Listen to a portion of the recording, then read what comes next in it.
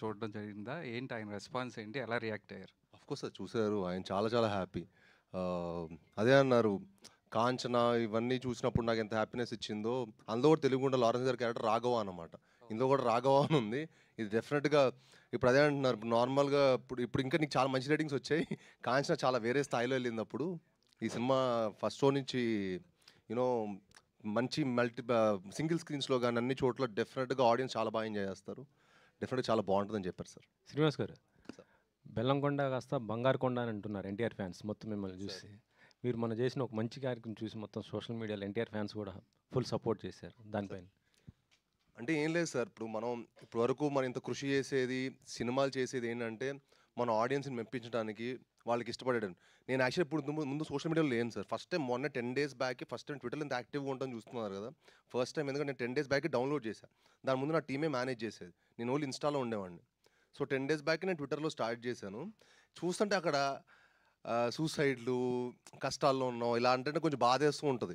అంటే ఏంటప్పుడు ఇంత చూస్తే ఇంత ఇంత ఉంది ఏంటి అనిపిస్తుంది. బట్ అందరూ ఎవరు జెన్యూన్ కూడా తెలియట్లా.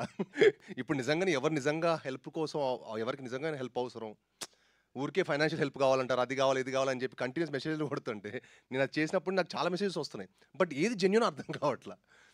But if they somebody has an problem, మనం ఒక్కొక్క చేయడంలో తప్పలేదు అనిపించింది సార్. మన అందరం ఎప్పుడొకప్పుడు ఎవరొకరికి సాయం అవసరం వస్తుంది. అండ్ మనందరూ ఒక చేసి డెఫినెట్గా అది హెల్ప్ అవుతుంది అందరికీ. అట్నుంచి ఎన్టీఆర్ నుంచి అయిన రియాక్షన్ అట్లా వాళ్ళ వైపు నుంచి? అయ్యో తెలియదు సార్, నాదేం రాలేదు సార్. అంటే అన్న నాకు చిన్నప్పటి నుంచి క్లోజు. నేను 10 years నుంచి నేను ఒక సాలిడ్ కావాల్సిన రేంజ్ హిట్ కొట్టేందుకు నేను ఎప్పుడు బయటకు వెళ్ళడం మానేశాను సార్. నేను నా పని, ఆఫీసు, ఇల్లు తప్ప నేను బయటకు వెళ్ళడం మానేశాను తక్కువ. నా క్లోజ్ ఫ్రెండ్స్, ఎందుకంటే నేను సాలిడ్ కొట్టిన తర్వాతే. But I'm very happy sir. ఇప్పుడు అన్ని వైపులో నా లాస్ట్ 2 సినిమాల నుంచి చాలా మంచి పేరు వస్తుంది. సాయి గారు, మీరు అంతకుముందు యాక్షన్ సీన్లు చాలా చేశారు, చాలా సినిమాలు చేశారు. బట్ ఈ సినిమాలో కొంచెం ఎమోషన్ బాగా చేశారనే పేరు వస్తుంది. అది మీ వరకు రీచ్ అయిందా?